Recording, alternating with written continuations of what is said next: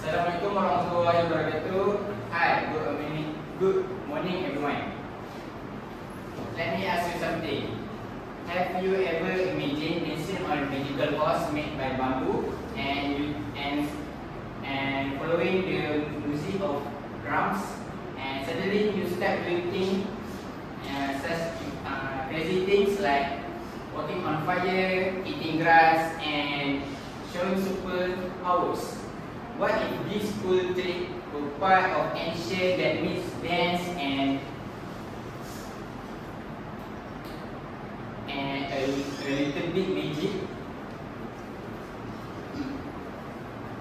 You guys are probably wondering what I'm talking about, right?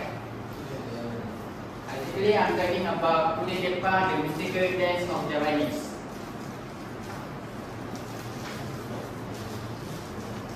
These are video of Kuda Kepang.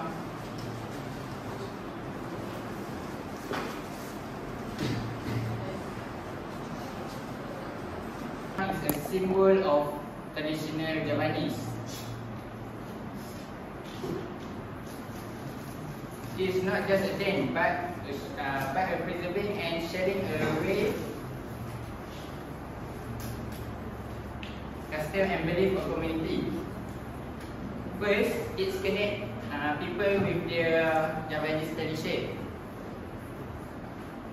This dance originated in Java, Indonesia, and was brought to Malaysia in Johor.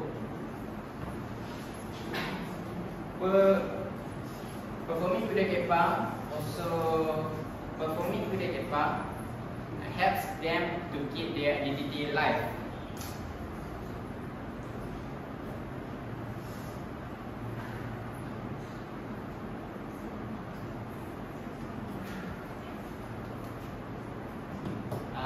The props like costume and material made by bamboo or leather on the horse. This mimicking dance style were a part of dance Javanese tradition. The music was usually used a traditional instrument like gong,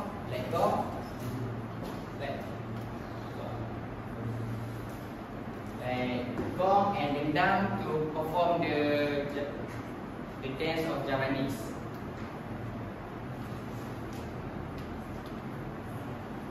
One of the most fascinating part is its connect with supernatural spiritual.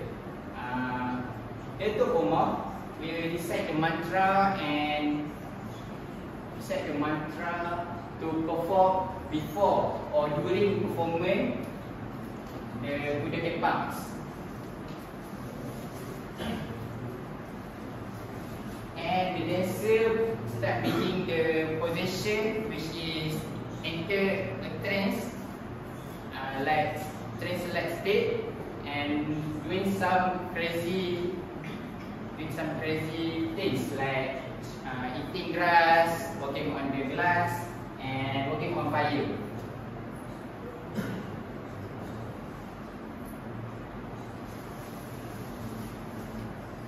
Yeah, I think it's just not for show that they are strong, but they show that they only focus their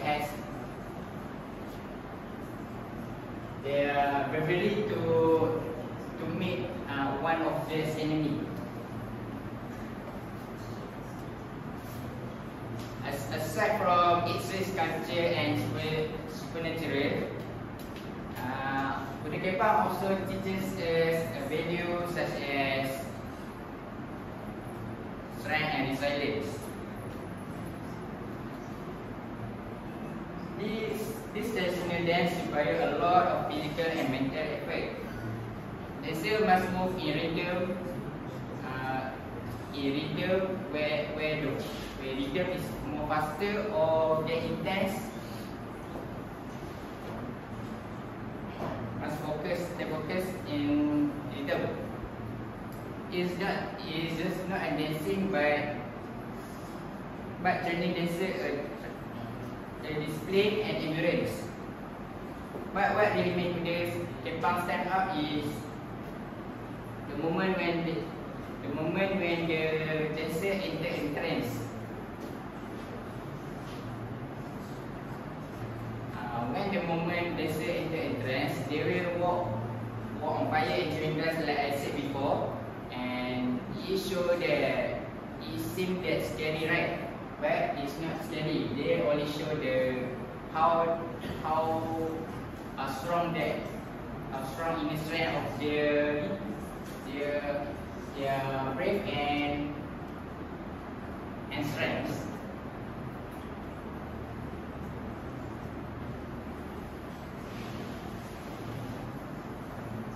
The dancer just not gain a skill, but they also develop confidence, brave, and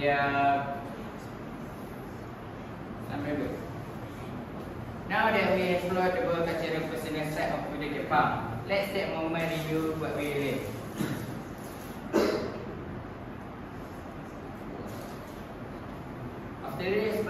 After exploring both of Kuda Kepang cultural and values, now in summary, Kuda Kepang is more than the traditional dance. It's powerful expression of Javanese culture, identity, and belief. Keep in mind, Kuda Kepang is not dance. It's living tradition. It's living tradition that connects the past with the present, reminding us the power of culture, courage, and community. That's from me. Thank you.